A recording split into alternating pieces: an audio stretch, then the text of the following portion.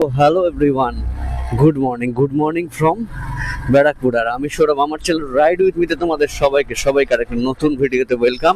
আর এখন বাজে হচ্ছে ঘড়িতে সময় 10টা, আর আজকে বেরোলাম হচ্ছে এখন। আর আজকে হচ্ছে শনিবার, তো যেহেতু শনিবার রোববারটা একটুখানি লেট করেই বেরোই, কারণ অতটা সকালে বেরিয়ে লাভ হয় না, আর একটু তো রেস্টও দরকার। আর তারপরে বাইরে প্রচন্ড গরম, বেসিক্যালি যে বেরোলাম কাজে এখন জাস্ট গাটা পুড়ে যাচ্ছে, এতটাই রোদের। তা আবার তোমরা রোদটা জাস্ট দেখতে পাচ্ছ কতটা রোদ। তো যাই হোক, ব্যাপারটা হচ্ছে কাজটা করতেই হবে।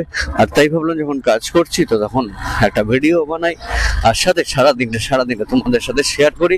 তো চলো এখন আপাতত লগ ইন করে নেবো। এখন কোনোটাই লগ ইন করিনি, দেখছি মোবাইলটাও লাগানো নেই, তো সমস্ত কিছু লাগিয়ে সেট করে নিই। তারপর একটা বুকিং আসুক, আর তারপর আবার তোমাদের সাথে আসছি। তো সারাদিন আছি, দেখা হবে, কথা হবে, অনেক গল্প হবে। আর সারাদিন যা হবে সবটা কিন্তু তোমাদের সাথে শেয়ার করব।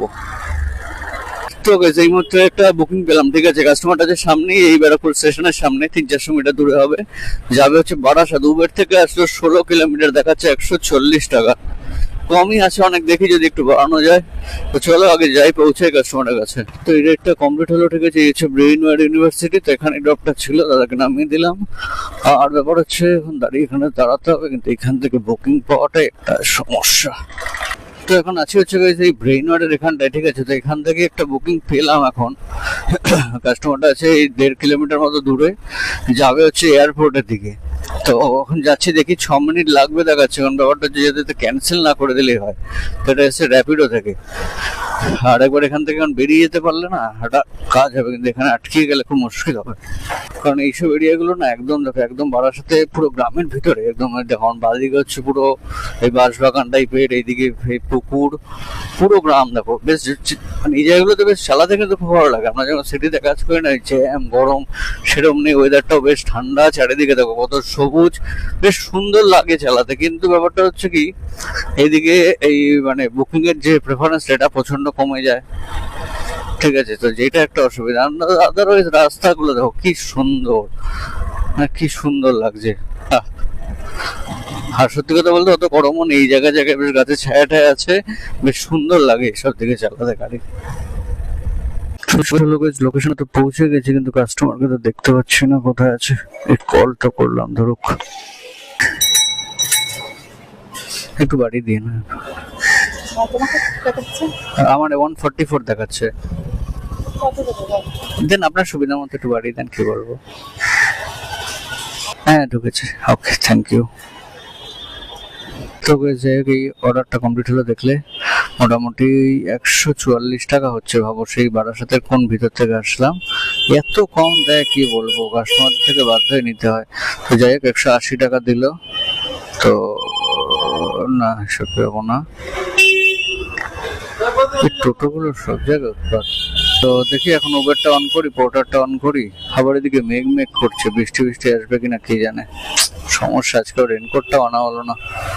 তো চলো গাইস, একটা বড় অর্ডার রিসিভ করে নিয়েছি, ঠিক আছে। সেটা হচ্ছে কাস্টমারটা যাবে হচ্ছে সাঁতরাগাছি স্টেশন। তো যাই, চলো দেখি এটাকে পিক করি। কাস্টমারটা আছে হচ্ছে 2 কিলোমিটার দূরে। তো একটা সমস্যা হয়ে গেছে, সেটা হচ্ছে এই যে অর্ডারটা নিয়েছি, তো এটা কাস্টমারটা আছে হচ্ছে এয়ারপোর্টের ভিতরে। আর এয়ারপোর্টের ভিতরে যাবে না ঢোকা, যেটা তোমাদের এর আগে আমি একদিন বললাম যে আমার সাথেই একটা ইনসিডেন্ট ঘটেছিল এর ভিতরে। তো যে কারণে আমি রিস্ক নেবই না এয়ারপোর্টের ভিতরে ঢোকার। তো কাস্টমারকে ফোন করলাম, তো বললাম যে 1 নম্বর অ্যাড্রেস আসতে হবে হেঁটে। তো বলছে ঠিক আছে আসছি। তো দেখি এখানে দাঁড়াই, যদি আসে তো ঠিক আছে, নাহলে ক্যান্সেল করে অন্য কিছু দেখতে হবে। কারণ এয়ারপোর্টের ভিতরে কোনো রকম রিস্ক আমি নেবো না। এই এয়ারপোর্টে এখন ঢুকতে দেয় না, এটা এত সমস্যা হয়েছে না। তো ওই যে বুকিংটা এসেছিল ওটা বাধ্য হয়ে ক্যান্সেল করতে হলো, কারণ কাস্টমার ঠিকঠাক চেনে না কোনটা 1 নম্বর কি বাইরে থেকে কোথাও এসেছিল। তো কোনোভাবে বুঝতে পারছে না, বোঝানো যাচ্ছে না কোথায় গিয়ে দাঁড়িয়ে আছে ভগবান জানে। তো তারপর বাধ্য হয়ে ক্যান্সেল করতে হলো। তারপরে এখন দাঁড়িয়ে আছি সেই বিরাটিতেই। এখন এখান থেকে বুকিং পেয়েছি, তো কাস্টমার আছে 2 কিলোমিটার দূরে, যাবে বারাসাতের দিকে। পুরো বেকার একটা অবস্থা করে দিয়েছে, এটাও জানি না যেতে ক্যান্সেল করে দেবে কিনা। যে কাস্টমারটাকে নিয়ে আসলাম ওই এয়ারপোর্ট থেকে, তো কাস্টমারটাকে নামিয়ে দিলাম হচ্ছে এখানে এই হেলাবরতলা মোড়ে। তো এখন এখান থেকে বাড়ি চলে যাচ্ছি। কারণ হচ্ছে দেখো, তোমাদের একটা কথা বলছি, আমার ন্যাচারালি ভুল হয় না, সেটা হচ্ছে এই কাজে বেরোনো না, প্রত্যেকটা জিনিস খুব যত্ন করে নিয়ে বেরোনো উচিত, যেটা আমার আজকে হয়নি। সেটা হচ্ছে আমি রাতে পাওয়ার ব্যাংক থেকে চার্জ দিতে ভুলে গেছিলাম, তো এখন হয়েছে কি এখন ফোনে আর 20% চার্জ আছে, পাওয়ার ব্যাংকে দিলাম, দেখছি পাওয়ার ব্যাংকও চার্জ নেই। তো আর কিছু করার নেই, এখন আজকে তো বেরিয়ে যেতে হবে। ইনকাম বলতে মোটামুটি ধরো ওই 450 টাকা মতো ইনকাম হয়েছে আর কি, এই অবস্থা। তো এখন এখান থেকে আর বেশি দূর না, আমার এই 8-10 কিলোমিটার মতো হবে এখান থেকে। তো যাই হোক, বেরিয়ে যাই আজকে। একটু কাজ করা যেত, কিন্তু মার্কেটের অবস্থা আজকে খুব একটা ভালো না, সেরকমভাবে একটা বুকিং নেই।